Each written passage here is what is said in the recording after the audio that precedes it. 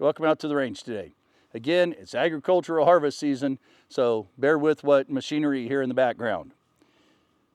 We're going to talk about concealed carry, very lightly touch on the importance of the type of holster you have and the way you carry, and we're going to talk about the responsibilities that you absorb and must face and decisions you must make if you choose to conceal carry all the time.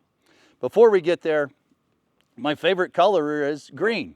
I like it more than blue and yellow combined. Yes, I know it's the corniest ever. Ba-dump-ba-dump.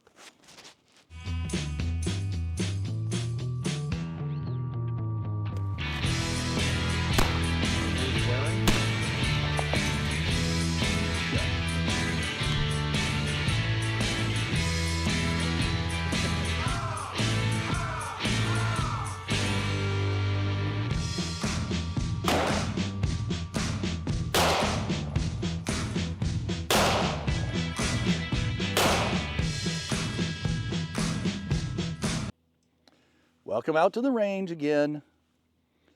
Bear with what noise you hear in the background. If you're in the market for an IFAK, we got links below to RTS Tactical IFAKs. And of course, Paul is always with us. So, you are going to carry concealed. In my opinion, the very first question you need to ask yourself is, can I take the life of another human being? If the answer is no, there are other options out there that are less lethal.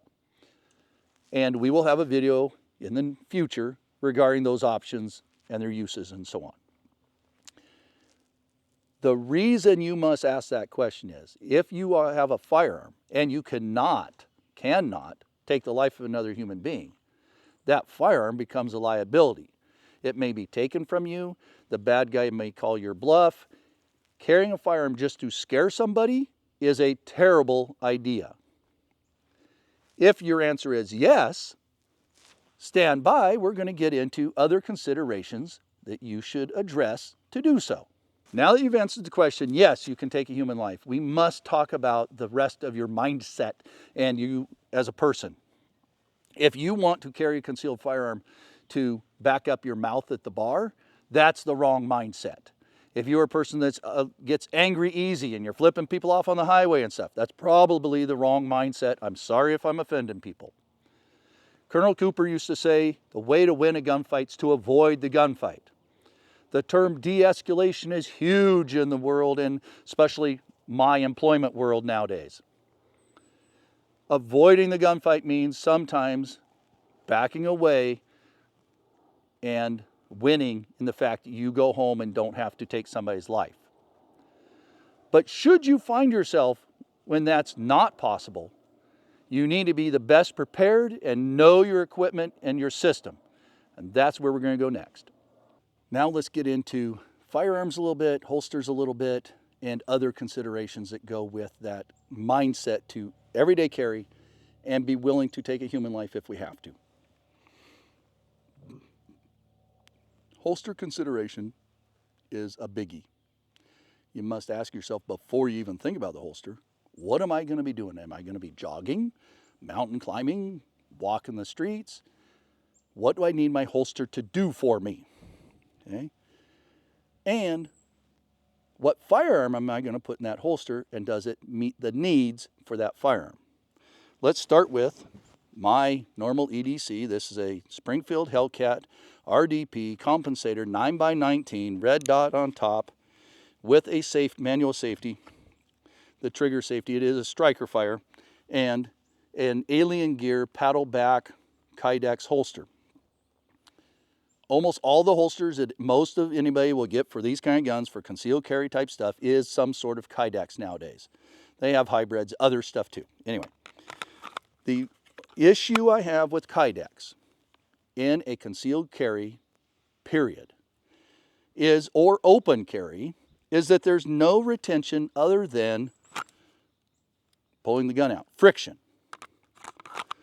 If you are going to be where somebody might snatch your gun and you can't protect it, or your cover garment, or you are in a place you carry open all the time, having something that's not secured, that there's no other way to, there's nothing that somebody needs to do to defeat that other than pull it out.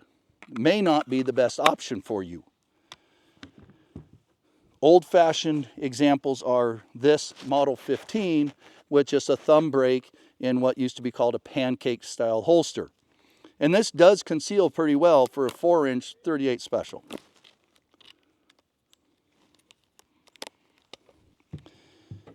Here is an old version of an ankle holster that is, again, with a thumb strap on, in this case, a 357 snubby. So you must have a holster that meets the needs for you and secures your firearm. Maybe you want to just pocket carry, or you want to carry in your, with a holster in your pocket that's designed to protect the firearm, designed to keep it from getting the trigger pulled. It protects it against other stuff also. I would never carry a firearm in my pocket with other stuff in your pocket. These are a viable option for little small guns like this Ruger M22 long rifle. You have just a back pocket one for this kind of gun. It has a safety, it has a hammer, it's double action also. So the chances of it going off in your pocket carried that way are very, very, very remote. You have this one, North American Arms 22 Magnum, single action. You guys have all seen these before. It carries very well in your pocket. It's a little small for most applications and what you want to do with stuff. Then you have this Smith & Wesson 38 Special, airweight, shrouded hammer, that with a double action trigger pull that's 13 to 14 pounds. It's not going to get pulled all the way back. See, empty. It's not going to get all that heavy trigger pull all the way back and go off in your pocket. And then maybe you want to carry cocked and locked, government model, 45 auto, and the chances of the safety getting turned off, the grip safety pushed in, and the trigger all pulled at the same time is remote also. Now, do I encourage you to carry without a holster in your belt line? No, I don't. It's for demonstration purposes. But the fact that that probably will never go off just by accident in your pants is pretty good. Would I ever take a striker fire firearm, and just so you guys don't rack me up too much, see, empty. Would I ever take a striker fire firearm and stick it in my pants without a holster? No, other than for demonstration purposes only, because the only thing keeping this from going off is the trigger being pulled, and we all know striker fires have shorter trigger pulls than double action anything. When you're carrying striker fire, going all the way back to this striker fire, you must have a holster wherever you carry it. Appendix, 3 o'clock, 9 o'clock, small of your back, ankle. You must have a holster that covers the trigger guard and keeps the trigger from being pulled while you are carrying it. That's why you don't see holsters like this for striker fire guns. Now, yes, this locks the hammer in with the strap, right? And it would take a lot, even without the strap there, to pull this 13 to 14 pound trigger pull double action all the way back, have the gun go off. That being said, if that's a striker fire, it can happen, and there's nothing on the outside to keep the mechanism from moving. So you must, with striker fires especially, have a holster that covers the trigger, keeps things from getting down in there, and protects the firearm from negligent discharges, or in this case, accidental ones with shirts or seat belts or 1,000 other things that are in our normal environment.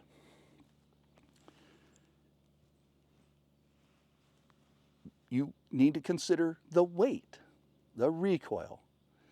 Those are all things for you to go find what gun works best for you and how you're going to carry it. For years, I carried this in my pants pocket. Obviously, I'm a big guy. I could slip this in my pants pocket. I'd carry a couple speed strips with 6 rounds each on the other side. It worked for me. It was very handy. I could get to it all the time, and nobody ever knew I was there. I sit down. It doesn't fall out. Trust me, I carried it for every day for years when I was off duty that way, because it's time for me to get up. But I know the firearm and I know how I live. If you're a person that likes to go hang upside down or roll around in the dirt, etc., that's not the system for you. Only you can make those choices. I know I've said it 1,000 times already in this video, but you have to pick the system that works for you and your activities. Maybe you drive for a living and a gun on your hip eats into the seat all the time. I've had them do that. And you can't get to it. The shoulder holster, concealed, good type 1, may be better for you. And if you were going to do that, maybe you want a lightweight firearm in that holster. Or even this 380, because even something in a shoulder holster with all the modern straps still gets heavy for hours on end, especially if you got mags on the other side. Most of us that are concealed carrying are not going out with pepper spray as a backup or a set of handcuffs or flex cuffs or whatever else. You're not going out intending to restrain people, arrest people. That's not your job as civilians. You're carrying a firearm to defend yourself and your loved ones if the need arises, and hopefully to move away from those altercations. So, let's get this a little organized. We'll do a wrap up of what we learned today. All right, we're going to wrap it up here, and I'm going to use a different little thing that I hope you find a little entertaining. This you think of as a 6-inch barrel, 44 Magnum, not necessarily your concealed firearm gun. This you can think of as maybe this gun. So little heavy, little big to conceal all the time, but very doable. And this one you can put in your pocket, and it is your .22 long rifle or your 380, but it's designed to be concealed carry all the time. Firearm must meet your needs. You must make the decisions for you and for the way you live. Nobody else can do that. If you have the chance to test different firearms and weights, etc., do that. You're going to invest a lot of money, so put the effort into making the best choice for you, not buying something, being disappointed by it, and having to replace it. Hopefully today I've given you some examples and some ideas to consider if this is your first firearm for concealed carry, or you're new to this game of concealed carry. I'm unique in the fact that I have concealed carry for 37 years. Every day, if I walk out of my house, I have a gun in my pocket. I've tried a lot of different guns, calibers. I wear a gun for a living, so I'm uniquely qualified to give this advice to you and or these suggestions to you.